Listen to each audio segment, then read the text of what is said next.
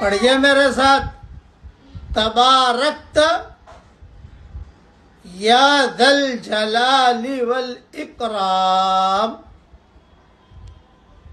اے بزرگی اور عزت والے، آپ بہت بابرکت ہیں۔ یہ جملہ بھی پڑھتے رہنا چاہیے، اس میں برکتوں کے خزانے چھپے ہوئے ہیں۔ میں انشاءاللہ امیجز بنا کر بھیجوں گا، اپنے پاس محفوظ کر لیجئے اور اس کو دہراتے رہیے۔ تبارکت یا ذل جلال والاکرام، تبارکت یا ذل جلال والاکرام، تبارکت یا ذل جلال والاکرام۔ اللہ تعالی ہمارے دین کے سورج کو عروج عطا فرمائے، کہیے آمین۔ یہ سبق جو دے رہا ہوں، آیتیں تو ساری قرآن شریف کی ہے، لیکن ترتیب جو ہے وہ علماء نے بتائی ہے، اور بہت زبردست اس سے فائدہ ہوا ہے لوگوں کو۔ اس کا امیجز بھی آپ کو پہنچ جاوے گا انشاءاللہ۔ ہر قسم کی بیماری، مصیبت، تجارتی قرض، دشمنوں سے حفاظت کا ایک مجرب روحانی نسخہ صبح شام ایک ایک مرتبہ پڑھ لیجئے۔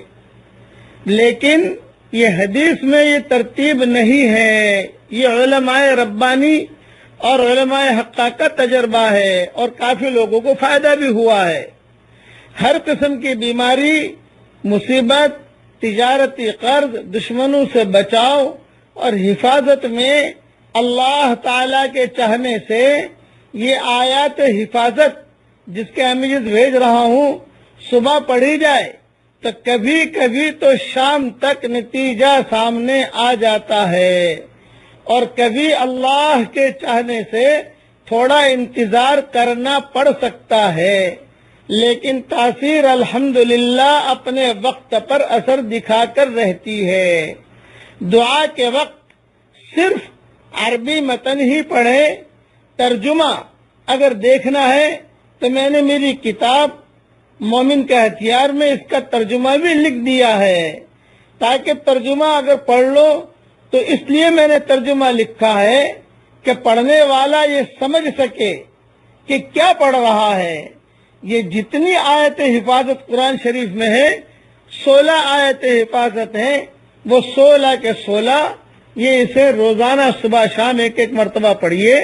اللہ کی ذات سے امید ہے، علماء حقہ نے لکھا ہے کہ بہت فائدہ ہوگا انشاءاللہ۔ اور یہی آیت حفاظت میں نے میری کتاب مومن کے ہتھیار میں بھی لکھی ہے۔ ہر ایک کے پاس مومن کے ہتھیار ہوتے نہیں ہیں، اور جیبوں کے اندر یہ موبائل ہوتے ہیں، تو اس کے اندر وہ امیجز بنا کے رکھ دیں گے تو اس سے پڑھنا آپ کے لیے آسان ہو جائے گا۔ اب پڑھیے میرے ساتھ، لا الہ الا اللہ، اللہ اکبر۔ حدیث شریف میں آتا ہے، یہ حدیث ہے کہ لا الہ الا اللہ پڑھتے ہی میں نے پڑھا سیدھا عرش تک پہنچ گیا۔ اللہ اکبر پڑھا تو آسمان اور زمین کا درمیانی حصہ نور سے بھر گیا۔ دیکھیے، اور آپ پڑھو گے تو آپ کو بھی یہی فائدہ ہوگا، یہ ذہن میں رکھنا۔ اس لیے ہر وقت جو ہے ذکر میں، اللہ کا نام لینے میں، اللہ کو یاد کرنے میں ہمارا وقت گزر رہا ہو۔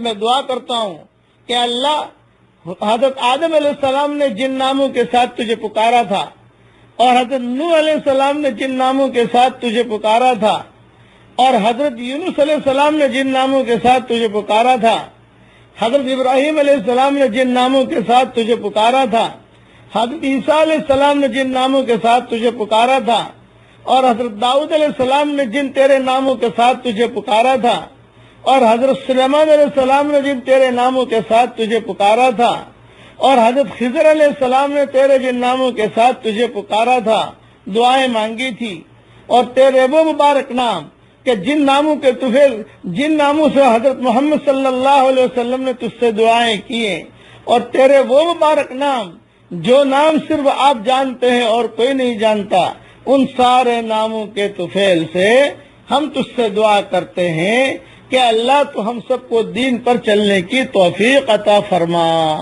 ہمارا ایمان مضبوط فرما، ہمیں دین کا سچا داعی اور سچا خادم بنا دے، اور جو پریشان حال ہوں اے اللہ ان کی پریشانیوں کو دور فرما، آمین آمین۔ والسلام علیکم ورحمۃ اللہ وبرکاتہ، وآخر دعوانا ان الحمد للہ رب العالمین۔